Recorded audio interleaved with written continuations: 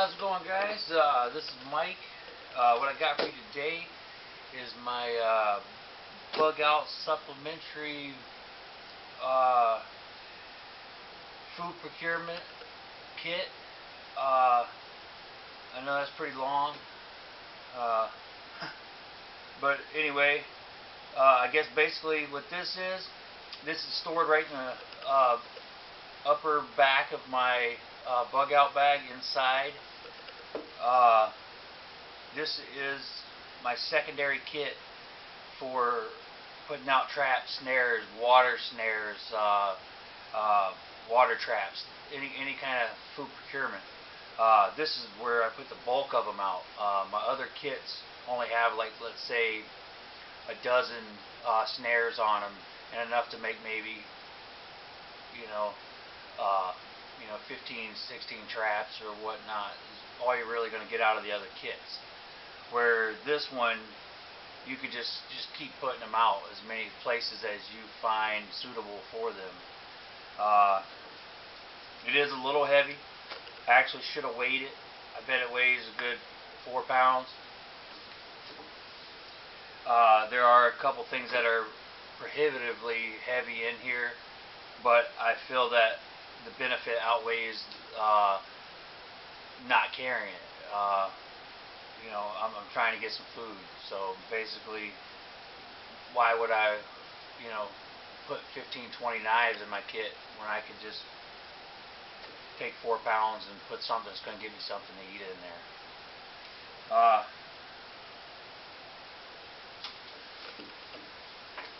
I got some paracord.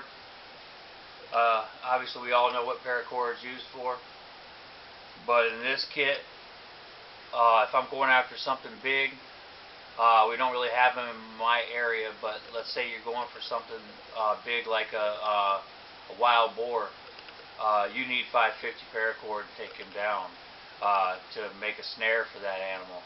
It just weighs too much, has too much power, too much force for anything else that I have in here to take care of that big animal.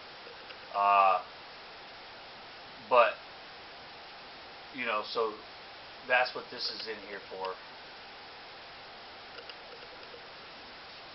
Big time spring poles. This one right here is my trot line. It's tarred, bank line, whatever you want to call it. It's used obviously to make trot lines. With my fishing line that I have in here, I can make leaders and just drape them down, put them down with a clove hitch or something, put them down into the water, and have a long section of a stream or a pond with a ton of hooks. This is also used for snare making. And you can use this for the medium-sized game. So that's why this is in there. I'm running low on this, and I really need to get a new one in here. But this is for small game. This is my snare wire. One thing I will say, I'll go back just a second. If you're going to put something like this up, it needs to be a snare pole. You can't really use cordage on the ground where an animal can chew through it after it gets caught. So this really needs to be on a spring pole, something that's going to hold it up in the air away from getting to it. Hopefully you caught it around the neck and you don't have to worry about it in the first place, but that's what that's for. Snare wire is for the ground. The animal just can't chew through that in most cases. But some things like fishing line, certain things like maybe a rabbit snare, things like that, you can deal with a little bit of cordage and not wire and still get away with it.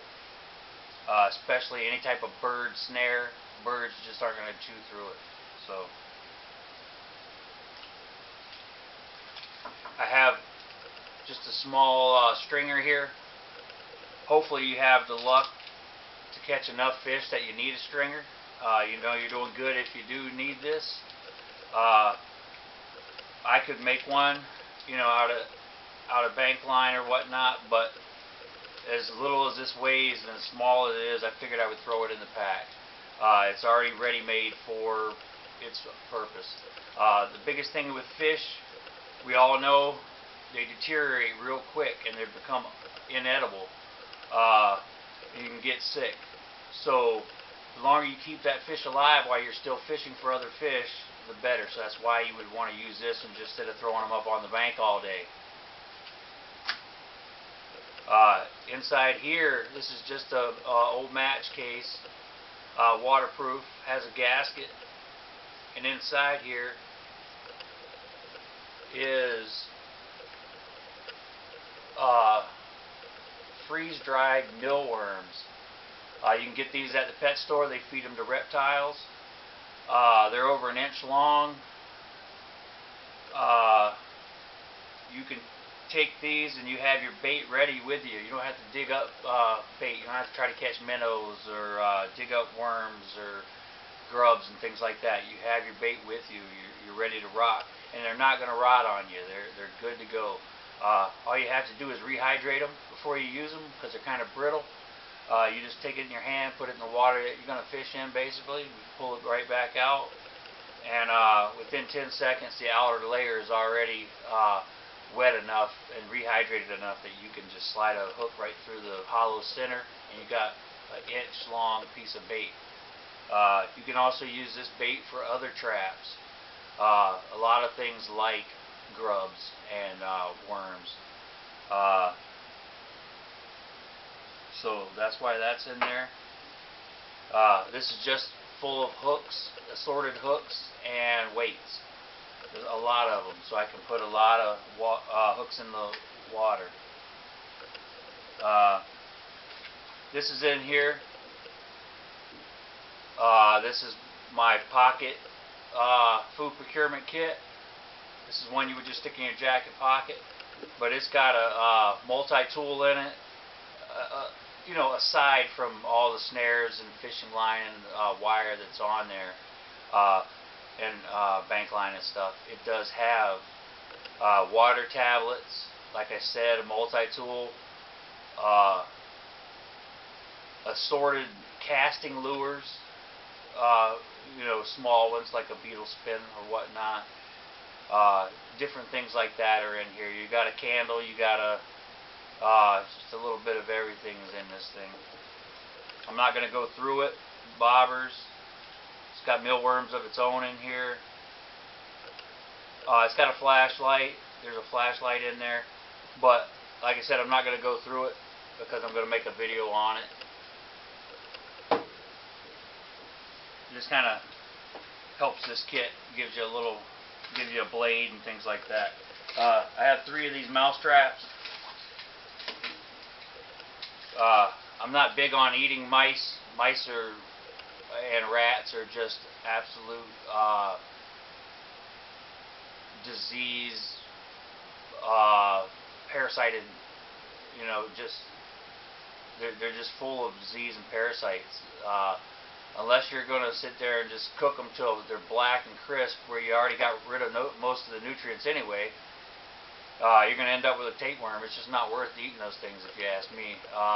But I ain't going to lie, I would eat them if I had to. But I would thoroughly cook them, that's for sure. I would probably boil them before I would, even though they would taste horrible, I'm sure. But that's probably what I would do. With this mouse trap, I have some bank line here that a hole drilled in there and bank line. So I tie these out when I use them, because sometimes you'll get an incidental catch. You'll get, you can kill and capture chipmunks, red squirrel, flying squirrel, things like that. But they're a little bit too big for this trap, and they'll drag them off. Sometimes you'll never find them. But you know, so the best thing to do is just tie them down. Nothing like coming back to no food and no trap. I mean, that's bad. You know, I got 2 rat traps. the bulkier cousin of the mousetrap. These things, you can start getting gray squirrel. You can start getting weasels, and you could actually kill a weasel with a mousetrap. But you can get weasels, and you could just bigger animals you can take down with these. I don't really tie these down because they're so bulky and awkward. They usually don't get drug off. But it has happened. You can get an animal that puts their a large animal that puts their paw in there and then drags it off, you know. But that's few and far between that happen. One thing I will show you on this, I live in the north. I live in the UP, about an hour away from Canada. We have long, harsh winters. 5 to 6 months of snow on the ground. When your hands start getting cold and whatnot, it's easy to have these things snap on you. And when your hands are cold, your fingers hurt even worse when they get snapped. So I came up with a little idea here where I just put a piece of paracord through, you pull it back,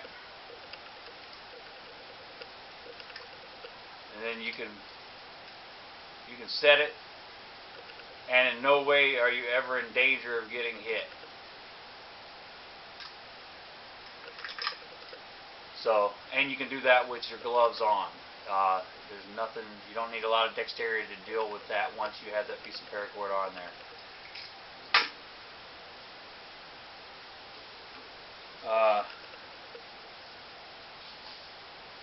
Got some 50-pound braided line. You can do so much more with braided line than you can monofilament. For the same weight and diameter as maybe 8-pound test, you're getting 42 more pound weight strength. It's more supple. You can it can bend. You can make a 90 in it. It doesn't hurt it. You can make bird snares with these. These are really good for bird snares. You can use this for cordage or anything because it's a 50-pound test.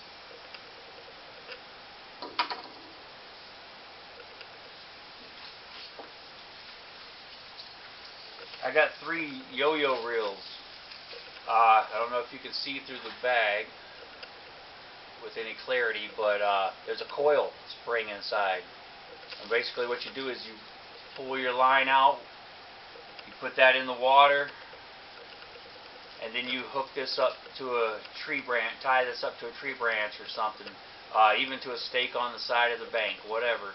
And then you hook this little lever down into this notch, and once something pulls it, it lifts this right back up and it just pulls it in. The nice thing about these are they're fishing while you're not there, which is a great thing. So just like land traps, now you got something in the water to catch you some fish while you're not there, doing work for you. And the nice thing is they set the hook basically when they snap. That's, you know, so when you come back, hopefully you still have a fish on there. Sometimes you get them trot lines and you'll see you got a bunch of empty hooks. That's just because nothing's set in the bait, nothing's set in the hook, and sometimes they get away. So you only catch the greedy fish.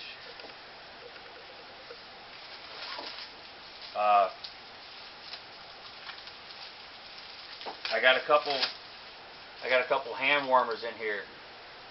I get the big ones. I get the body and hand.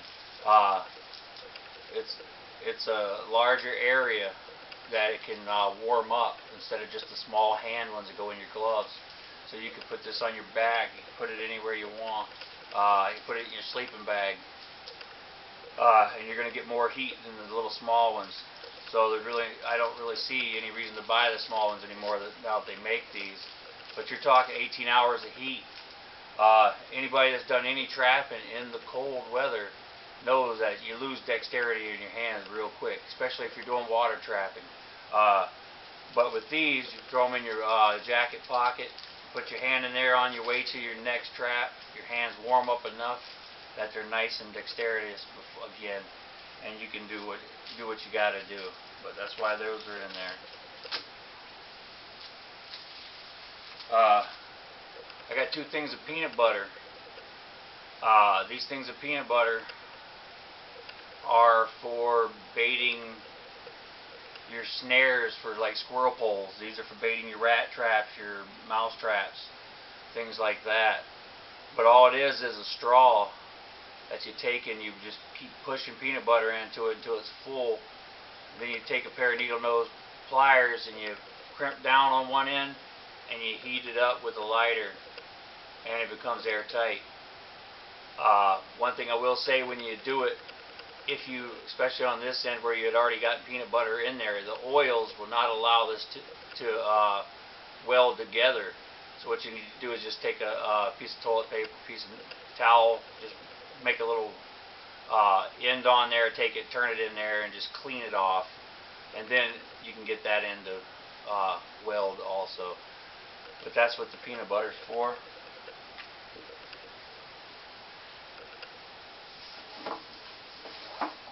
And then here's my last couple items.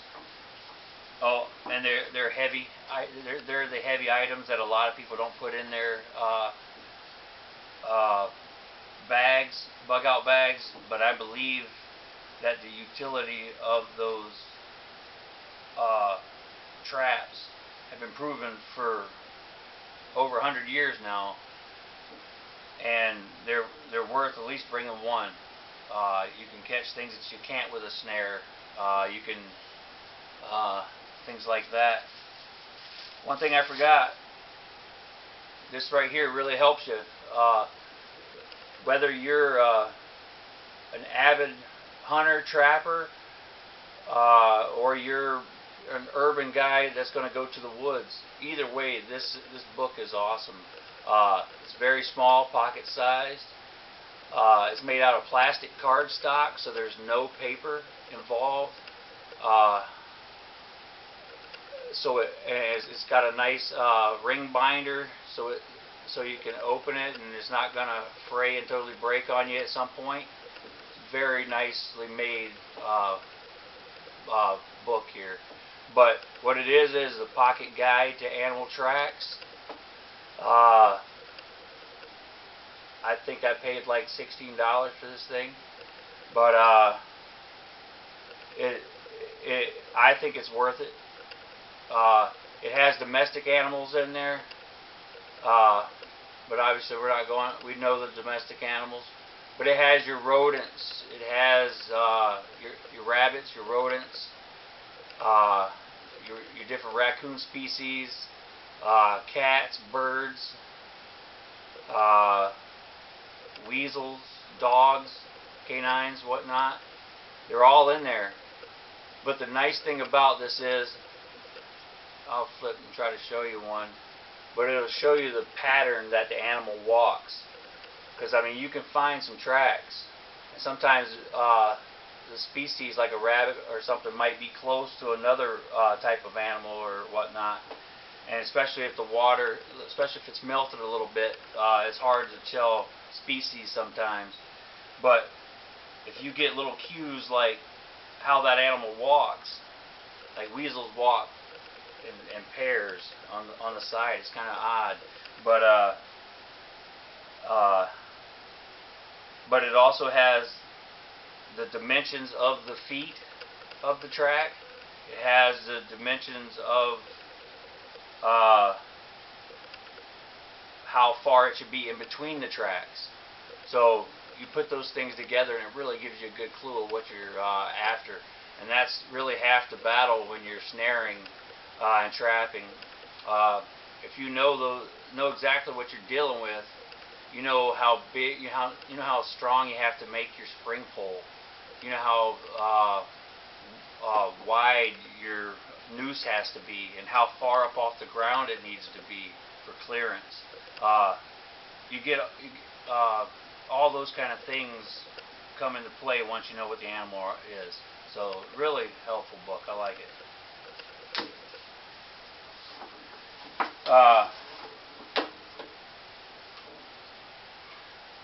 This is a number 1 foothold.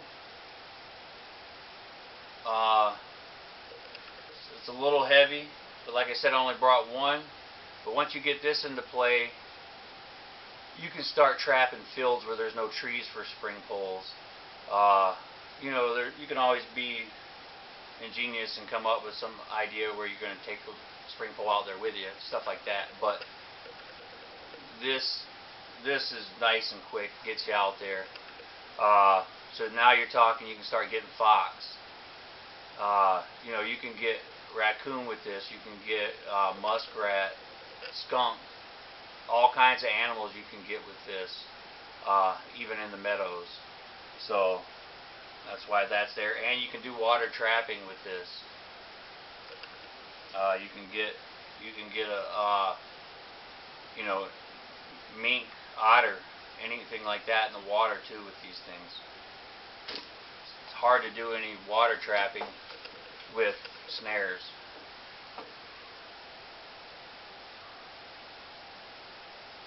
And then lastly, this is the most heavy item. It is a 220 conibear. This is a beast of a machine. Like I said, it's been around for well over 100 years. They don't even change the design. I mean, it's the same thing as they made back then, and it's still ready to rock.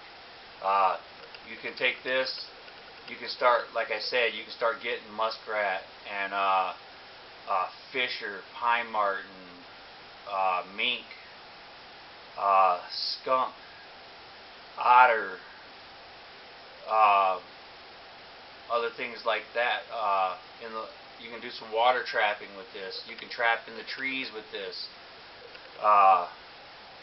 You know, you can take out a bobcat with this. So, but this is basically my secondary kit. A lot of people wouldn't have a secondary kit in their bug out bag. That's where I differ from some people. But I believe in getting traps out as soon as possible and as many as possible. You never want to wait until you're depleted of energy to start going and trapping and putting out snares and stuff, because you might have a little wait. The best thing to do is to deal with it right then. So thank you.